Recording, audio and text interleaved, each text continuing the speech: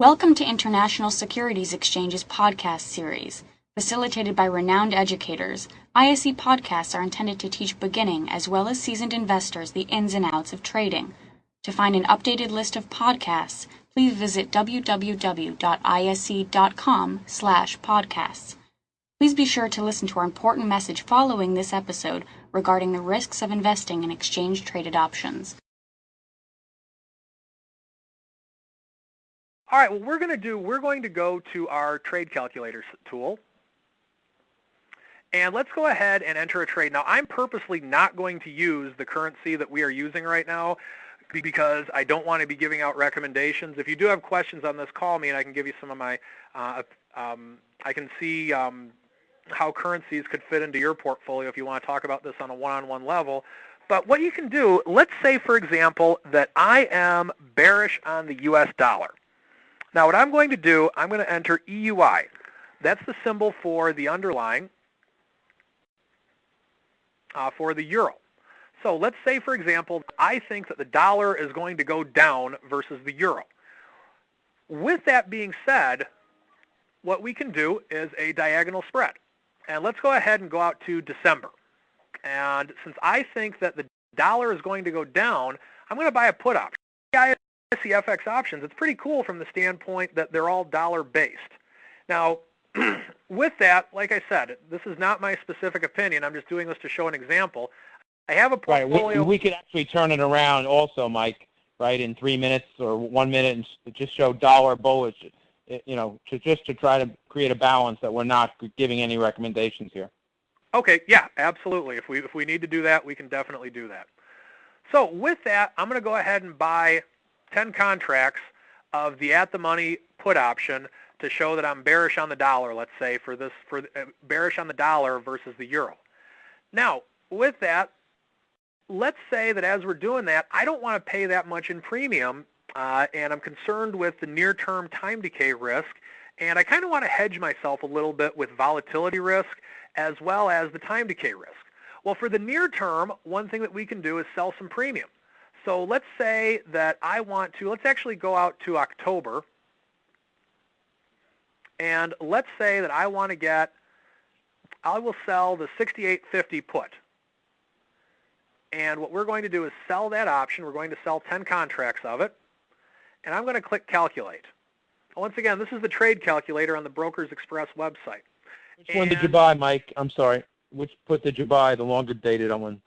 The longer dated put, we bought the December of 2009 69.50, and we sold the near term 68.50 put for Gotcha. October. So with that, to kind of give you an idea as to how this can work, this is based upon what mathematically has to happen on October 16th. Now, we don't know what's going to happen. No one ever knows what anything's going to happen ever. But with this, in the near term, let's say that the value goes to a level of 68.50. That is our peak point. That's like our dream price for expiration in October.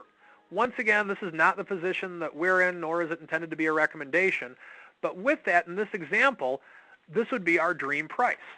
The overall risk of the trade, and you can see the potential profit for the near term is $700 approximately.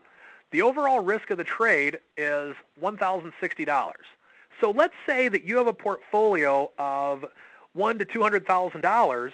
One thing that you may want to consider if you're concerned with the value of the dollar going down and the value of the euro going up would be a diagonal put spread on the EUI product.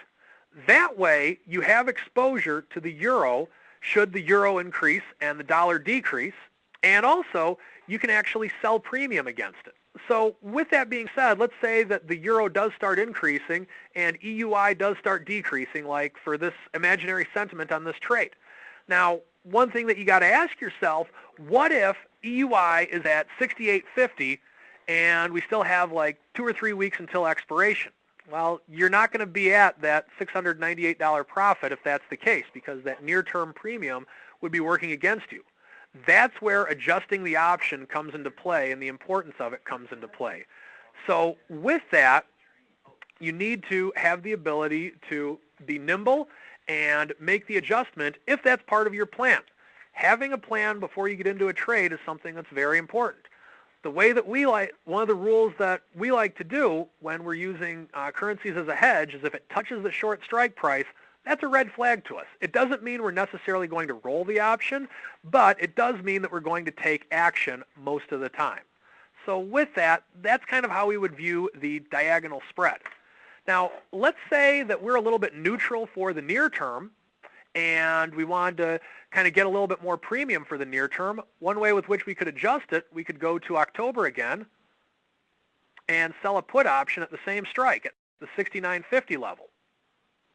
So let's go ahead and adjust that. So now you created a calendar, correct, Mike? That is correct. Let me get this up and running.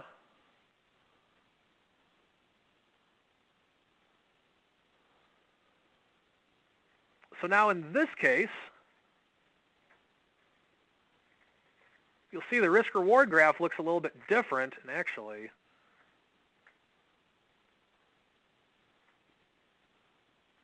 okay, with this, the bottom line of what I want to show on this, the cost of the trade is $700 as opposed to $1,000.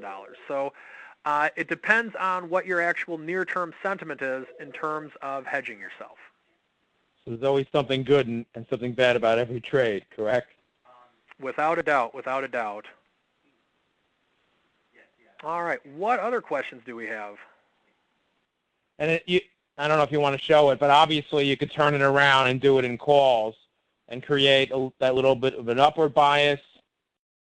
If you had done calls, if you had bought like whatever, a 67 call and sold a 70 or something like that, you could have done that too. Do you want to show that real quick, Mike? Just to Yeah, let's go ahead and do that. Balance by a long-dated, slightly in the money and selling at the money to show how that would change it?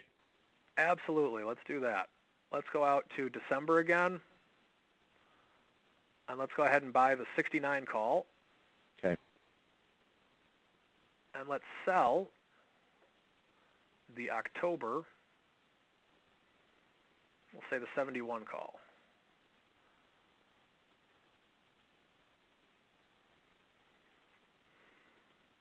So with this, we now have the diagonal spread again to where we are long the December 69 call and we're short the October 71 call.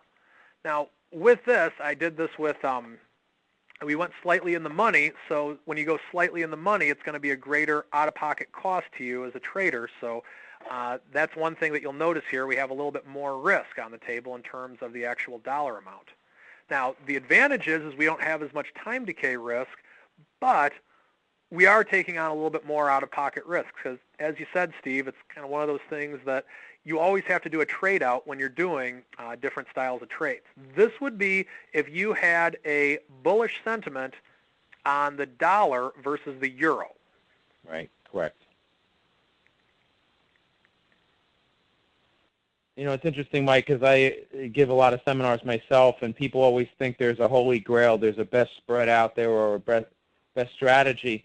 And I like your approach because you're just basically saying, guys, there's many things out there. You have to select what's appropriate for you, whether it's a slightly, it's in the money, slightly in the money, at the money, out of the money, because there isn't any best lane to drive in, if you don't mind me using the metaphor of a 3-lane highway. There isn't any best lane, just like there isn't any best strike price to trade, correct?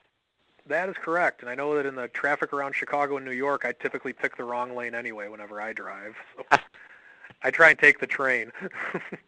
There's only one lane there. Great. Yeah. Yeah. You want to go back to the questions and let's see if we can answer all the questions. Yeah. Let's go ahead and see if we can get that taken care of. Thank you for listening to our podcast. To find more podcasts on options, stocks, alternative markets, and market data, please visit www.ise.com/podcasts.